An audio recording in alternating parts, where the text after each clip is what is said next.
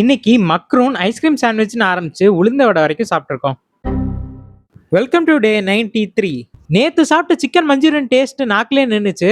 இன்னைக்கு வீட்லயே லோ கேலரியில அதை பண்ணி பார்க்கலான்னு முடிவு பண்ணிட்டேன். சிக்கனை மசாலா போட்டு ஏர் ஃப்ரை பண்ணி எடுத்துக்கிட்டேன்.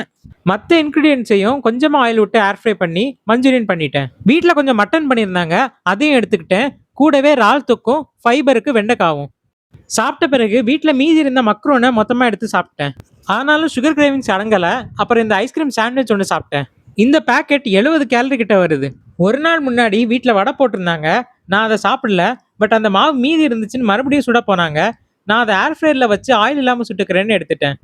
வடை குக் பண்ணும்போது கொஞ்சமாக ஆயில் ஊற்றி தான் குக் பண்ணேன். பட் இருந்தாலும் ரொம்ப காஞ்சி போய் தான் வந்துருந்துச்சு. சாப்பிட்றதுக்கு அவ்வளோவா நல்லா இல்லை. கூடவே உன்னியாப்பு சுட வச்சிருந்த மாவும் கொஞ்சம் இருந்துச்சு. அதையும் ஏர் ஃப்ரையரில் போட்டு கேக்காக சுட்டு எடுத்தேன்.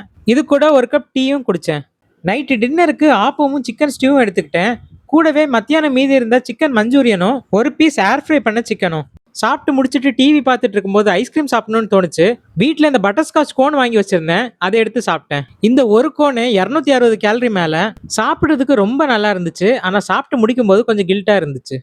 இன்னைக்கு என்னதான் ஹை கேலரி ஐஸ்கிரீம்ஸ் எல்லாம் சாப்பிட்டுருந்தாலும் மோஸ்டா மற்ற விஷயங்கள்லாம் ஹெல்த்தியர் ஆப்ஷனாக தான் சாப்பிட்ருக்கோம். அதனால இன்னைக்கு ஆல்மோஸ்ட் மெயின்டெனன்ஸ் கேலரியில் இருக்கும். மீண்டும் சந்திப்போம்.